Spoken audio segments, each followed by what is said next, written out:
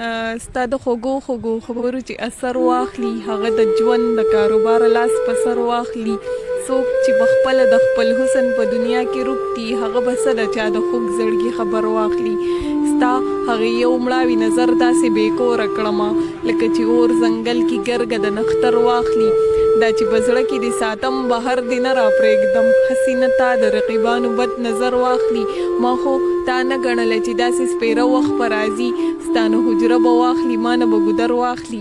ریباره یار که په رښتیا دومره مین دی په ما له دې بیا هغه د کلي مازدیګر واخلي. زما جانان دې ما نه لاس ته مینې نه خلاصوي، ما نه دې زړه واخلي، ما نه دې ځیګر واخلي. ځان ته که ډېر ووایم چې سترګو ته یې نه ګورم، ځان ته که ډېر ووایم چې سترګو ته یې نه ګورم، سترګې نادانې دي په بیه ځان له شر واخلي. خط د مخ په ګلبانګ دارنګې قبضه وکړله، لکه پښتون چې د